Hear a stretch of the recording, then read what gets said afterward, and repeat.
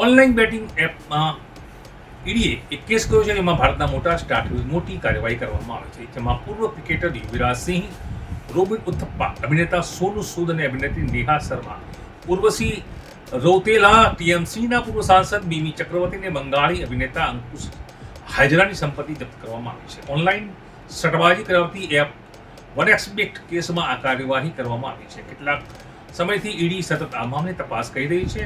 અગાઉ યુવરાજ સિંહ, સુરેશ રૈના, શિખર ધવન સહિત અનેક સ્ટાર આ મામલે પૂછપરછ પણ કરવામાં આવી છે. જે બાદ આજે અનેકની સંપત્તિઓ જપ્ત કરવામાં આવી છે. આ ક્રિકેટર્સ અને એક્ટર્સ પર 1xBet સાથે સંબંધ તથા પ્રચારનો આરોપ છે.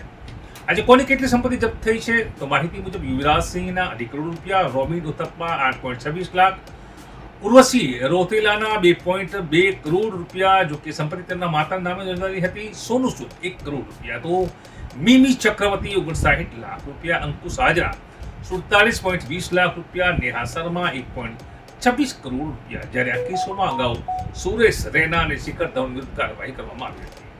નોંધનીય છે કે આ જ કેસમાં ઈડીએ અગાઉ પણ સંપત્તિઓ જપ્ત કરવાની કાર્યવાહી કરી હતી. તેમાં પૂર્વ ક્રિકેટર શિખર ધવનની 4.55 કરોડ રૂપિયાની સંપત્તિ તથા પૂર્વ ક્રિકેટર સુરેશ રૈનાની 6.64 કરોડ રૂપિયાની સંપત્તિ જપ્ત કરવામાં આવી છે. 1xBet એપ કેસમાં ઈડીએ અત્યાર સુધી 19.7 કરોડ રૂપિયાની કુલ સંપત્તિઓ જપ્ત કરી છે.